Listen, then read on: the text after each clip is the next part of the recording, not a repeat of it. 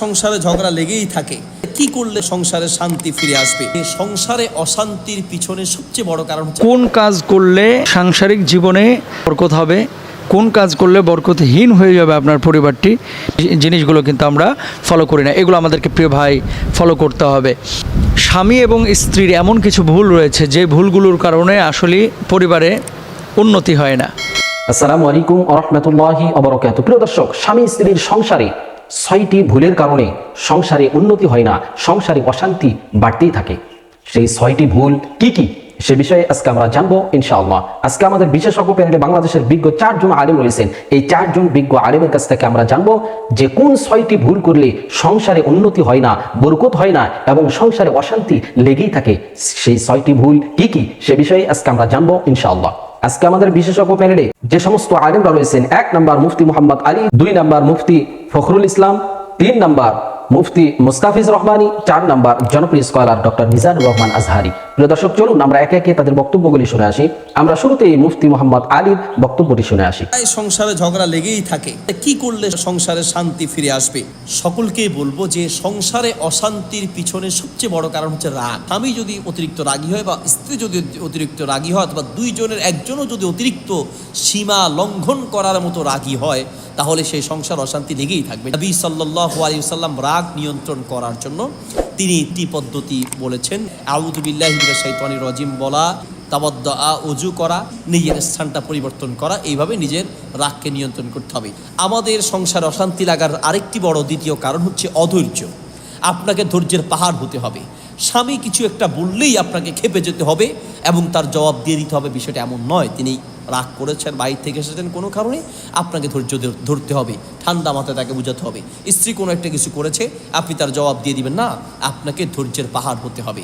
নবী সাল্লাল্লাহু আলাইহি ওয়াসাল্লাম কতটা ধৈর্যশীল ছিলেন স্ত্রীদের ব্যাপারে। তার সারা জীবনে কখনো একবারও তিনি স্ত্রীর গায়ে হাত তুলেন নাই, কারণ তিনি ধৈর্যের পাহাড় ছিলেন। স্ত্রীরা যে ভুল করেন না, বিষয়টা এমন না, ভুল করেছেন, কিন্তু তারপরে তিনি ধৈর্য ধরেছেন। তার একটা দৃষ্টান্ত হচ্ছে আয়েশা রাদিয়াল্লাহু তাআলা আনহা। তিনি পড়ালেখায় খুব অগ্রগামী ছিলেন, ভালো মুহাদ্দিসা ছিলেন, কিন্তু রান্নায় তিনি একটু দুর্বল ছিলেন। এই জন্য নবী সাল্লাল্লাহু আলাইহি ওয়াসাল্লামের ঘরে, আয়েশা রাদিয়াল্লাহু তাআলা আনহার ঘরে মেহমান আসলে অন্য স্ত্রীরা, বিশেষ উম্মে সালমা রাদিয়াল্লাহু তাআলা আনহা, এনারা রান্নাবান্নায় ভালো ছিলেন, এনারা সহযোগিতা করতেন। তো একবার আয়েশা রাদিয়াল্লাহু তাআলা আনহার ঘরে মেহমান এসেছে, তখন নবী সাল্লাল্লাহু আলাইহি ওয়াসাল্লামের অন্য স্ত্রী রান্না করে তরকারি নিয়ে এসেছে। আয়েশা রাদিয়াল্লাহু তাআলা আনহা খুব রাগ করলেন, আমার মেহমান, আমি খাওয়াবো, তুমি কে? তরকারি বাটিটা নিয়ে ভেঙে চুরমার করে দিলেন। নবী সাল্লাল্লাহু আলাইহি ওয়াসাল্লাম দেখলেন, নিজ হাতে সেই ভাঙা বাটিগুলো হাতে উঠিয়ে আয়েশা রাদিয়াল্লাহু তাআলা আনহাকে দিয়ে বললেন যে তুমি এর কেসাস দাও, তার মানে ভেঙেছো, তার একটা ভালো বাটি দিয়ে আসো। হাসতে হাসতে বললেন এবং সাহাবীদেরকে বললেন, মেহমান বাসায় আছে, তারপরও এই ভুল করার পরে তাকে মারেন নাই, ধমকান নাই, গালি দেন নাই, বকা দেন নাই। আর আমরা হলে পিটে দিবি। স্ত্রীকে পিটিয়ে ঠিক করা যাবে না, স্ত্রীকে বুঝিয়ে শুনিয়ে ঠান্ডা মাথায় ঠিক করতে হবে। এই জন্য স্ত্রীকে বুঝাতে হবে, আদর করে ভালোবেসে প্রশংসা করে তাকে বুঝান। ইনশাল্লাহ কখনো তাকে বুঝাতে গিয়ে অধৈর্য হবেন না। এতদিন বুঝাইছি, আজকে 5টা বছর তোমার বুঝাতে শেষ, আর পারবো না, আপনি অধৈর্য হবেন, সংসার শেষ। স্ত্রীকে বলবো ধৈর্যের পাহাড় হতে হবে। সংসার অশান্তির আরেকটি বড় কারণ হচ্ছে সন্দেহ। যেই সংসারে সন্দেহ ঢুকেছে, এই সংসারে শান্তি দূর হয়েছে। ওই সংসারে শান্তির মা মারা গেছে, সন্দেহ ঢুকলে শেষ। স্বামী বাথরুমে গেলে স্ত্রী সন্দেহ করে, বহু হয়তো সন্দেহ করা যাবে না। নবী সাল্লাল্লাহু আলাইহি ওয়াসাল্লাম বলেছেন, শয়তান মানুষের রগে রগে প্রবেশ করে চলে, রক্ত প্রবাহিত স্থানে চলে, সন্দেহ ঢুকিয়ে দেয়। এই জন্য আপনি স্পষ্ট কিছু না বুঝলে ফোনে কথা বলতেছে, মনে হয় কার সাথে কথা বলে, রাত্রে এতক্ষণ দেরি করে আসছে কেন, নিশ্চয়ই কোনো কারণ আছে। এই ধরনের সন্দেহ করা যাবে না। মনে করেন আপনার স্ত্রী যেই জিনিসটাকে সন্দেহ করে, আপনি কাজ করতে যাবেন না। যেখানে গেলে আপনার স্ত্রী সন্দেহ করে, সেখানে আপনি যাবেন না। যেখানে গেলে আপনার স্বামী সন্দেহ করে, সেই কাজে আপনি যাবেন না। নবী সাল্লাল্লাহু আলাইহি ওয়াসাল্লাম বলেছেন, নাহা রাসূলুল্লাহ, ভুল বুঝাবুঝি হতে পারে, সন্দেহ করতে পারে, এমন জিনিস থেকে নবী সাল্লাল্লাহু আলাইহি ওয়াসাল্লাম নিষেধ করেছেন। তাতে কি বোঝা যায় যে ভুল বুঝাবুঝি হতে পারে, এমন কাজ করা যাবে না। এরপর পয়েন্ট বলবো যে দোষ না ধরার চেষ্টা করবেন। ছোটোখাটো বিষয় ভুল দেখেও সব পয়েন্টে ধরতে যাবেন না। আমাদের অনেক স্বামী আছে, স্ত্রীকে একেবারে চায় ফেরেশতার মতো, ও তো ফেরেশতা না, মানুষ, ও তো ভুল করতে পারে। আপনি ওরা একদম লাঠির মতো বানাইতে চাইবেন, ও ভেঙে চুরমার হয়ে যাবে। এই জন্য সব বিষয় ধরতে যাবেন না। কখনো কখনো মানুষ হিসেবে ভুল করতে পারে, তার ভুলটারও প্রশংসা করেন। রান্না করছেন, তরকারি খারাপ হয়েছে, হ্যাঁ ঝাল বেশি দিয়েছে, খেয়ে ফেলেন, পানি মিশিয়ে খেয়ে ফেলেন, মাশাআল্লাহ অসাধারণ। হ্যাঁ, আমার আজকে খুব ইচ্ছা ছিল যে একটু ঝাল খাবো, মাশাআল্লাহ একবার মনের মতো তরকারিটা হয়েছে। এইরকম প্রশংসা করবেন, দেখবেন সে আগ্রহী হবে। ঠিক আছে। স্ত্রীর ভুলের কারণে অধিকাংশ স্বামীরা কি করতে পারে না, সংসারে উন্নতি করতে পারে না। যে ভুলের কারণে একটি সংসারে অভাব অনটন লেগেই আছে। ইনকাম তো করছি ঠিকই, আয় রোজগার তো ঠিকই আছে, কিন্তু বরকত ঘরের মধ্যে তো বরকত নাই, ঘরের মধ্যে শান্তি নাই, অশান্তি। এবং আমি যেই কাজই ধরি ইদানিং কালে আমি দেখছি কোনো কাজ আমার উন্নতি হচ্ছে না। ব্যবসায় যাই, ব্যবসায় ধস নেমে যায়, চাকরি থেকে অসুবিধার মধ্যে পড়ে যায়। আপনারা প্রতিদিন এই কাজটি করছেন, মা বোনেরা আপনাদেরকে বলছি। অতএব 4টি কাজ থেকে নিজেরা হেফাজত করবেন। 1 নম্বর হচ্ছে যে নারীরা লেট করে ঘুমায়, এই কারণে স্বামীরা সংসারে উন্নতি করতে পারে না। নারীরা অনেক সময় দেখি নিয়ে সারা রাত্র 1টা 1.5টা 2টা স্বামী বারবার বলে এইবার কি রাখো, তো সে রাগ করে। ইদানিং তো মুখে মুখে কি তর্ক করা শুরু করেছে স্বামীদের সাথে। মনে রাখবেন, এই স্বামী আপনার জন্য জান্নাত। 4টি কাজ যদি নারীরা ঠিকমতো করতো তাহলে আল্লাহ পাক তাদের জান্নাত দিয়ে দিত। তার মধ্যে একটা মোস্ট ইম্পর্টেন্ট, আপনার হাজবেন্ডের আপনি কি করবেন, খেদমত করবেন। তার সন্তুষ্টি কিন্তু আল্লাহ সন্তুষ্টি। তিনি যদি অসন্তুষ্ট হন, মনে রাখবেন আল্লাহ অসন্তুষ্ট হয়ে যাবে। যে লেট করে ঘুমায়, যার কারণে সকালে ফজর কাজা হয়ে যায়। এখানে শেষ নয়, ফজরের নামাজ পড়ার পর আবার ঘুমায়, স্বামীর অফিসের টাইম অথবা ব্যবসার টাইম হয়ে যায়, তার জন্য কিন্তু নাস্তা বানানোর সুযোগ পায় না, শুয়ে থাকে। স্বামী বেচারা কি করবে, সে কোনো রকম গিয়ে দোকান থেকে কিছু মুখে দিয়ে অফিসে অথবা ব্যবসা সেন্টারে চলে। সো লেট করে ঘুমাবেন না। স্বামীর সাথে নরম ভাষায় কথা না বলা, সুন্দর করে কিন্তু কথা বলে না। স্বামীর সাথে বলে না ঠিকই, কিন্তু পাশের বাড়ির একটা যুবক ছেলে যখনই আসে এসে বলে ভাবি সে কি সফট করে কথা বলে। অথচ স্বামী যখন ছেড়ে চলে আসে, ব্যবসা ছেড়ে, বা সে যখন চাকরি করে বাসায় ফিরে, তখন তার সাথে মধুর কণ্ঠে কথা বলে না। আর মা বোন আপনাদেরকে বলছি, স্বামীর সাথে সুন্দর আচরণ করুন, সফটলি কথা বলুন। মোবাইলে তো ঠিকই অন্য কেউ ফোন করলে কি মধুর কথা আছে না, নাই? সমাজে কিন্তু এই ধরনের আছে, স্বামীর সাথে সুন্দর করে কথা বলেন না। এটা কিন্তু আপনার স্বামীর সংসারে উন্নতি না হওয়ার একটা মৌলিক কারণ। কারণ স্বামী দিন শেষে কত কষ্ট করে স্বামীর পরিবারকে কখনোই আপন করতে পারে না। এই ধরনের অনেক মা বোনরা কিন্তু আছে, ইল্লা মাশাআল্লাহ। কিছু মা বোন আছে মাশাআল্লাহ, শ্বশুর শাশুড়িকে নিজের বাবার মতো করে মনে করে। তাদের ক্যারেক্টারটা এরকম থাকে যে তারা তো আমার কেউ নয়, তারা তো আমার আত্মীয়, আপন কেউ নয়, আমার স্বামীর দিকের আত্মীয়, আমার তো কেউ নয়। খবরদার, এই স্টাইলে কিন্তু চিন্তা করবেন না, তাহলে আপনার স্বামীর আয় রোজগার কমে যাবে, সংসারে অশান্তি আসবে। হচ্ছে স্বামীর অনুগত্য না করা, স্বামীকে স্বামীর মতো করে চলা, এটা কিন্তু আজকাল বন্ধ করে দিয়েছে। কখন কি রান্না করবে এটা তার সিদ্ধান্ত। স্বামীর কাছে যে জিজ্ঞাসা করবে তুমি কি খেতে চাও আজকে, তুমি তো রাতের বেলা বাড়ি ফিরবে, কি খেতে চাও, এটা চিন্তাও করে না। অতএব মনে রাখবেন, এইটুক ভুলের কারণে, এটা ভুলের কারণে ঘর থেকে বরকত চলে যায়, স্বামীর ইনকাম কমে যায়, পরে আপনার হাহাকার। কোন কাজ করলে পরে রুটি রুজিতে বরকত হবে, কোন কাজ করলে বরকতহীন হয়ে যাবে আপনার পরিবারটি।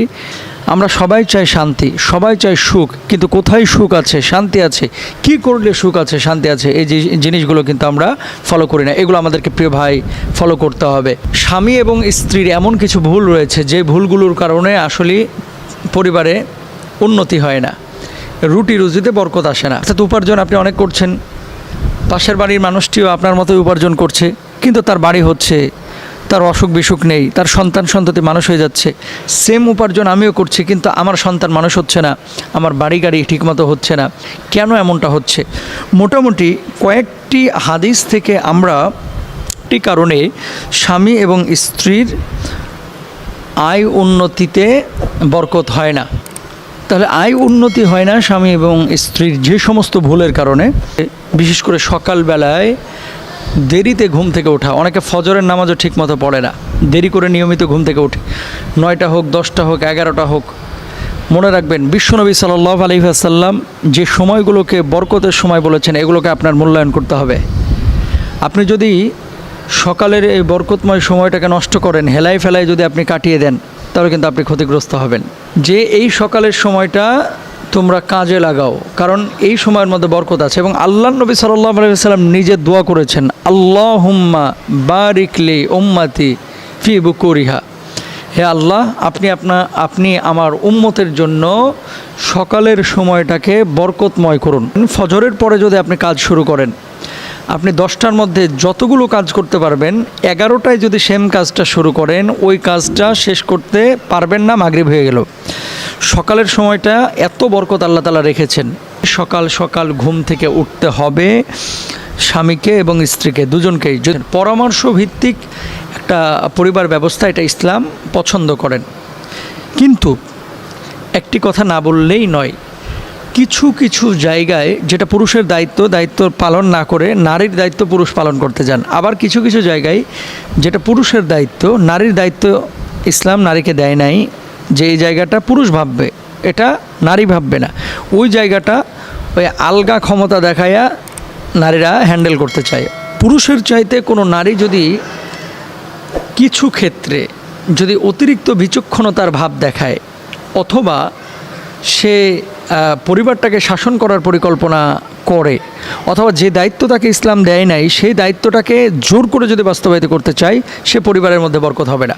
ফরজ নামাজ নিয়মিত দেরিতে পড়া, নামাজ যারা কাজা করে আর কি, ফজরের নামাজের খবর নাই, ওই জোহরের আগে পড়ে, জোহরের খবর না আসর আগে পড়ে, আসরের খবর নাই মাগরিবের আগে পড়ে। মনে রাখবেন, রিজকে যদি বরকত চান, আয় উন্নতি যদি চান, হায়াতে তারপরে টাকা পয়সায় যদি বারাকা চান, তাহলে নামাজটা আপনারা নিয়মিত পড়তে হবে এবং সঠিক সময়ে পড়তে হবে। আত্মীয়তার সম্পর্ক এবং পারিবারিক বন্ধন নষ্ট করলে বারাকা নষ্ট হয়ে যায়, আয় উন্নতি থাকে না। কেমন খেয়াল করেন, বিশ্বনবী সাল্লাল্লাহু আলাইহি ওয়াসাল্লাম বলেছেন, কোনো ব্যক্তি যদি তার রিজকে প্রশস্ততা এবং হায়াতের মধ্যে বারাকা চায়, বেশি দিন বাঁচার যদি চিন্তা করে, তাহলে তার প্রথম কাজ হচ্ছে আত্মীয়তার সম্পর্ক রক্ষা করে চলা। আত্মীয়তার সম্পর্ক কেউ যদি রক্ষা করে চলে, দুইটা লাভ। 1 নাম্বার, হায়াতটা বেড়ে যাবে, হায়াতের মধ্যে বরকত আসবে।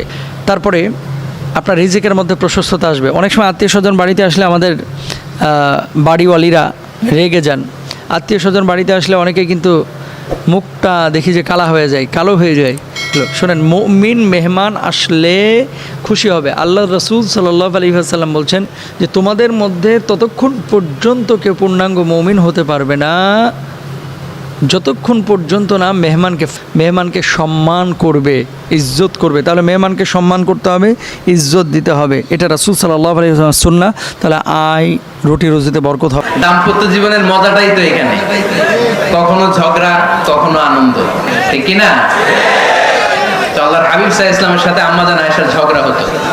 তো একদিন ঝগড়া হয়ে দুইজন রেগে আছে, একজন রাগলে আরেকজন থেমে যাবে, কারণ এই ছোট্ট ঝগড়া থেকে এটা অনেক সময় বিচ্ছেদের দিকে গড়ায়। আপনি রেগে গেলে আপনি রাগেন না, ওই দিন আপনি একটু ঠান্ডা থাকেন। আবার আপনি রেগে গেলে, আমার মাইকের আওয়াজ যদি ভাবিরা শুনেন, আপনারা রেগে যায় না, একটু ঠান্ডা থাকবেন। দুইজনে রেগে যুদ্ধ শুরু হবে, তাই না? একজন রেগে গেলে আরেকজন ঠান্ডা। সামান্য ঝগড়া থেকে ইগোর কারণে এটা বিচ্ছেদ আর ডিভোর্স পর্যন্ত গড়ায়। আর শয়তান এখানে উস্কানি দেয়, কারণ ইমানদারদের ফ্যামিলি ভাঙতে পারলে শয়তান সবচেয়ে বড় খুশি হয়, আর ইমানদারদের ফ্যামিলি টিকে থাকলে খুশি হয়ে যায় কে? একবার বিশ্বনবীর সব বিবিরা ধরলেন, ও নবী আমাদেরকে এটা দেন ওইটা দেন, ঘরে এইটা নাই ওইটা নাই। বিশ্বনবীকে, আমার কাছে কিচ্ছু নাই, যদি এমনি আমার বউ হয়ে থাকতে চাও থাকো, তাহলে তা না হলে যা লাগবে কিনে দেবো, সাথে সাথে তালাকও দিয়ে দিব। কিন্তু বিবিরাও ছাড়ে না, এটা দেন ওইটা দেন। বিশ্বনবী রহমতের নবী, বিবিদেরকে বুঝাতেও পারেন না, বিবিরা আবদার করতেছে নবী এটা লাগবে ওইটা লাগবে। ইন দ্য মিন টাইম বিশ্বনবী একজনের সালাম শুনতে পেলেন, কে যেন দরজায় দাঁড়িয়ে বলতেছে আসসালামু আলাইকুম। বিশ্বনবী দরজার দিকে তাকালেন, তাকিয়ে বললেন ওয়া আলাইকুমুস সালাম, আর বুঝতে পারলেন এটা আমার ওমরের সালাম। সালাম দেওয়ার পরে বিবিদের দিকে তাকায় দেখে একজন বিবিও নাই। প্রিয় দর্শক, এতক্ষণ আমরা শুনছিলাম বাংলাদেশের বিজ্ঞ 4 জন আলেমের কাছ থেকে স্বামী স্ত্রীর কোন ভুলের কারণে সংসারে উন্নতি হয় না। বিশেষ করে 6টি ভুলের কারণে স্বামী স্ত্রীর সংসারে উন্নতি হয় না এবং অশান্তি বেড়েই চলে। সেই ভুলগুলো কি কি এবং স্বামী স্ত্রীর সংসারে কিভাবে শান্তি আসবে, সে বিষয়ে আমরা শুনছিলাম বিজ্ঞ আলেমদের কাছ থেকে। বিশেষ করে স্বামী অথবা স্ত্রী কাউকে একে অপরকে আমরা কখনো সন্দেহ করব না। এই সন্দেহ জিনিসটা খুব মারাত্মক পর্যায়ে নিয়ে চলে যায়। এই জন্য আমাদের সকলের দাম্পত্য জীবন যেন সুখের হয়, সে বিষয়ে দিক নির্দেশনা দিয়েছেন আল্লাহ রাব্বুল আলামিন এবং রাসূল করিম সাল্লাল্লাহু আলাইহি ওয়াসাল্লাম। আমরা যদি আল্লাহর হুকুম অনুযায়ী, রসুলের দিক নির্দেশনা অনুযায়ী আমরা যদি আমাদের দাম্পত্য জীবনগুলিকে সেভাবে পরিচালনা করতে পারি, আল্লাহ রাব্বুল আলামিন অসংখ্য বরকত নাজিল করবেন ইনশাআল্লাহ। প্রিয় দর্শক, আমরা এখানে বিজ্ঞ 4 জন আলেমের কথাগুলি শুনলাম। এই 4 জন বিজ্ঞ আলেমের মধ্য থেকে যার কথাগুলি কোরআন ও হাদিসের দলিল ভিত্তিক মনে হবে, আমরা তার কথাটাই, তার মতটাই গ্রহণ করে নেব ইনশাআল্লাহ। আল্লাহ তাআলার কাছে সর্বোপরি দোয়া করি, আল্লাহ তাআলা আমাদের সকলের দাম্পত্য জীবনে যেন বরকত নাজিল করেন এবং সংসারে যেন উন্নতি হয়, সে তৌফিক যেন আল্লাহ তাআলা আমাদেরকে দান করেন। প্রিয় দর্শক, আল্লাহ তাআলা আমাদের সবাইকে যেন কোরআন ও সুন্নাহর সঠিক পথে আমাদেরকে যেন পরিচালিত করেন। প্রিয় দর্শক, আমরা একেবারে ভিডিও শেষ প্রান্তে চলে এসেছি। আমি মিনারুল ইসলাম আজকের মতো এখানেই বিদায় নিচ্ছি। দেখা হবে অন্য কোনো ভিডিওতে। সে পর্যন্ত সকলে ভালো থাকবেন, সুস্থ থাকবেন। আসসালামু আলাইকুম ওয়া রাহমাতুল্লাহি ওয়া বারাকাতুহু।